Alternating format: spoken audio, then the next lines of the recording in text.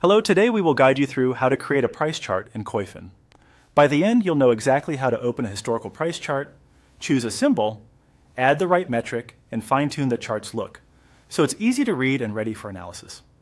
Start by opening Koyfin and heading to today's markets, the main dashboard.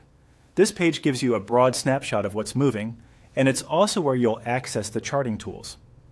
Look toward the lower left side of your screen. You should see the graphs area there. If your window is small or you're zoomed in, you might need to resize the window or scroll slightly to reveal it. Once you can see the graphs section, you're ready to open the chart builder. Click the graphs drop-down to view your graph options. From the list, choose historical to start a price chart. If you prefer using shortcuts, pressing the letter G on your keyboard does the same thing and is a quick way to jump directly into a historical chart. Koyfin will open the chart workspace so you can pick what you want to visualize and how you want to display it. Next, select a sample symbol to chart.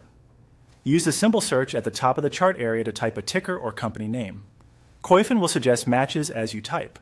Pick the listing that best fits your needs. For example, a specific exchange or share class if there are multiple. Once selected, the chart will focus on that instrument, setting you up to add the exact data you want to plot. Now click. Add metric to tell the chart what to display. From the metric options, choose historical price graph. This adds the instrument's price history to your chart so you can see how it has moved over time. You'll typically see a default time range and frequency populate right away. To refine the look and feel, click directly on the historical price graph to open its design settings. Here you can adjust the time period, change the data frequency, and switch styles such as line or candlestick depending on what best supports your analysis. Consider updating the line color and thickness for clarity, enabling or disabling markers, and choosing between linear and log scales if you're comparing long-term percentage moves. You can also tidy up axes, grid lines, and labels so the chart is easier to read and present. That's it.